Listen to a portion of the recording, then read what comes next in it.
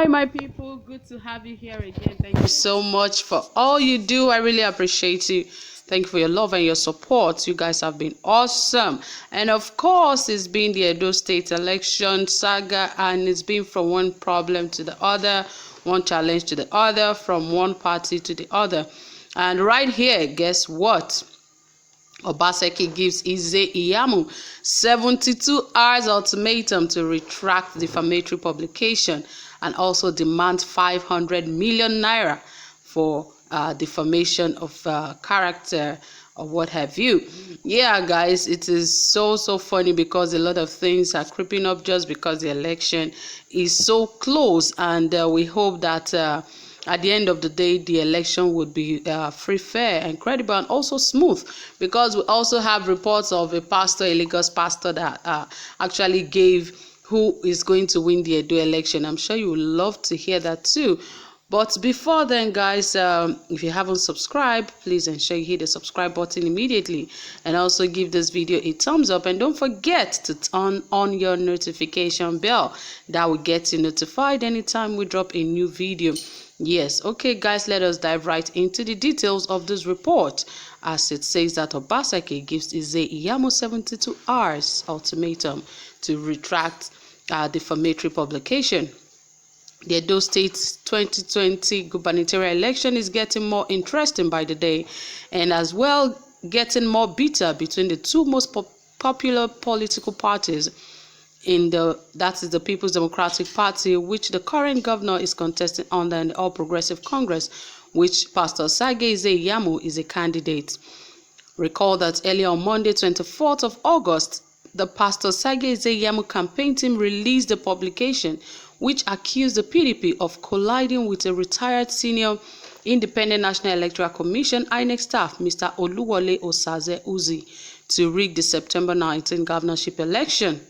The counsel to Mr. Oluwole under the Hamed Raji and Company bar, in a written letter signed by Hamed Raji San and Alex Ejesieme San, has demanded from John Mayaki and the Pastor Sage Ize Iyamu campaign office with 72 hours ultimatum to apologize to their client by retracting the publication and tender apology letter in 4 national newspapers, and unequivocally demand a sum of 500 million naira from the embarrassment of the defamation has done to the client, Mr. Oluwole Osaze Uzi, and his family.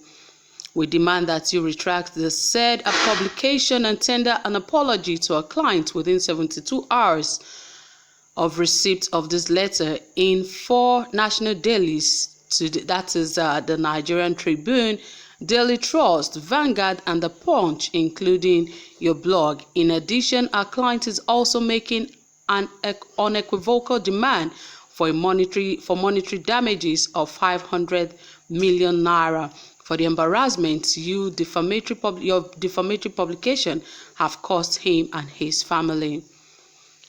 So, guys, you can see that it is getting hotter and hotter and hotter by the day. Now, Ize Iyamu and his campaign team has been given 72 hours just to retrace and retract what they have published, because now both a lawyer and also the person involved has actually given them a notice that they must do that within 24 hours, within 72 hours. And I believe that the campaign team of Pastor Sage Ize Iyamu they are not really kind of careful, because at this time of any form of campaign, I think one should have to be very careful with what they published. And you know that on the 24th of August, that's just yesterday, the Ize Iyamu publication accused PDP of colliding with a retired senior Independent National Electoral Commission, Mr. Oluwole Osaze Uzi, to rig September 19 election. I believe by now anyone that has accusations should have to, flog it out with the party, but rather they went ahead to, make a publication on what they do not really know about. And now the PDP.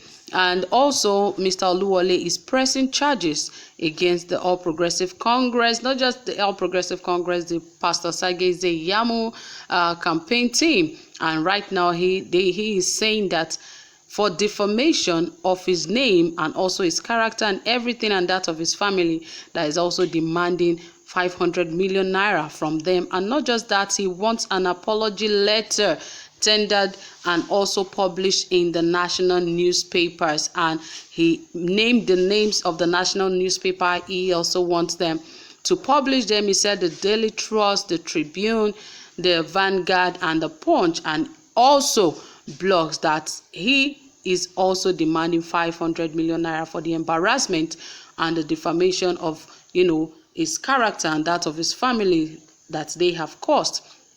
I think that really serves them right, because really all these things are really very important, that you try to confirm things before you try to publish.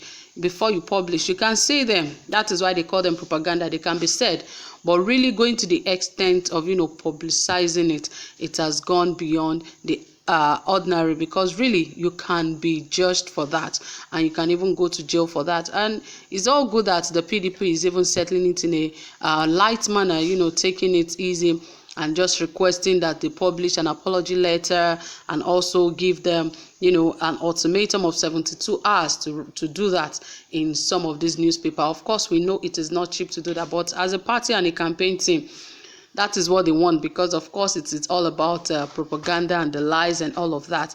But taking it to the extent of publicizing it is way too extreme.